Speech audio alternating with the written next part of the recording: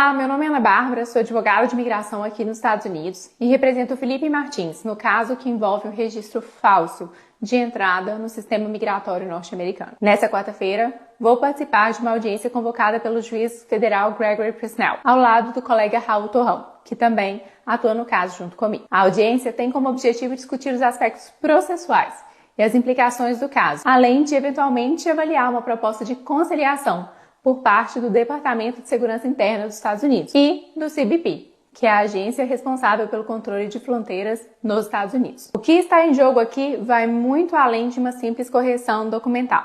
Essa correção já foi feita em julho do ano passado, após demonstrarmos as inconsistências dos dados e apresentarmos provas abundantes e contundentes de que a viagem do Felipe aos Estados Unidos jamais aconteceu. O que buscamos agora é a clareza sobre quando, como e por quem esse registro foi criado e inserido no sistema. É importante destacar que a Procuradoria norte-americana já tentou por 2 vezes encerrar esse processo, mas nós, da defesa do Felipe, não pretendemos recuar até que todas as perguntas sejam devidamente respondidas. Isso porque há muitos detalhes curiosos e estranhos nesse caso e todos eles precisam ser esclarecidos e explicados. Por exemplo, na primeira tentativa da Procuradoria de encerrar o caso, foi-nos apresentado o seguinte documento. Vejam, esse documento mostra que o registro foi preservado, mesmo após a correção. Então sabemos que ele existe e que nenhum log ou metadado foi apagado, mas alguns dados cruciais foram ocultados por tarjas, inclusive aqueles que mostram quem foi o agente responsável e qual foi a data de criação do documento. Para que vocês entendam melhor por que precisamos dessas informações, eu vou voltar um pouco no tempo. Em abril de 2024, quando o Felipe estava preso e eu fui procurada para assumir o caso nos Estados Unidos, a minha primeira ação foi de solicitar o documento que de fato poderia esclarecer qual foi a última entrada dele nos Estados Unidos, o chamado I-94, que é emitido pelo CBP no momento que o viajante ingressa nos Estados Unidos. Naquele momento, o Felipe tinha sido preso por ordem do ministro Alexandre de Moraes sob a alegação de que ele teria viajado nos Estados Unidos no dia 30 de dezembro de 2022. Os advogados dele no Brasil apresentaram provas de que essa viagem nunca havia ocorrido, incluindo passagens de voos domésticos que demonstram sua permanência em território nacional naquela data. Em março, a própria Procuradoria-Geral da República pediu a sua soltura, reconhecendo que não havia nenhuma evidência de que ele tivesse deixado o país. Mas ao invés de soltá-lo, o ministro determinou novas diligências pela Polícia Federal. Foi então que surgiu o chamado Travel History, um documento informal e sem validade jurídica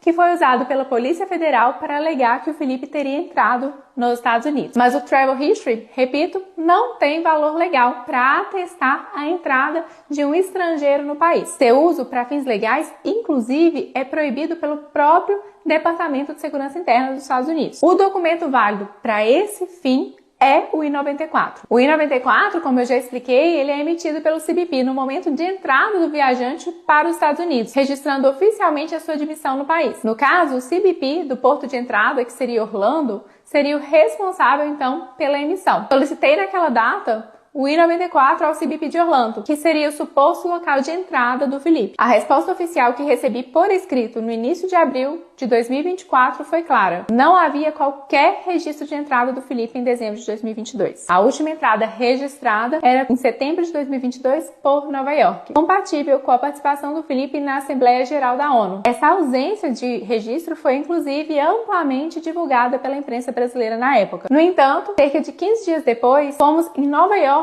para solicitar o I-94 emitido por lá, para confirmar a entrada em setembro de 2022. E fomos surpreendidos com a informação de que então constava uma entrada por Orlando. Para explicar, o I-94, ele atesta a última entrada. O que poderia então ter mudado nesse curto intervalo de tempo? Retornamos então ao CBP de Orlando, foi quando tivemos acesso a um novo I-94, que não existia na nossa consulta anterior e que apresentava 3 erros graves. O primeiro deles, o nome do Felipe estava grafado incorretamente. Estava Felipe com E e não com I. como deveria ser. O segundo deles é que tinha uma classe de vistos diferente da utilizada por ele. Na época, o Felipe possuía apenas o visto G, mas o sistema apresentava um visto de classe A2, o que estava incorreto. E o mais grave, número 3. O número do passaporte no I-94 pertencia a um passaporte que havia sido perdido e cancelado quase 2 anos antes da suposta viagem. Fato que é comprovado, inclusive, por boletim de ocorrência. Após árduos processos de diligências internas junto ao Departamento de Segurança Interna, que é o responsável pelo CBP, conseguimos remover esse registro. Contudo, mesmo após conseguirmos a correção,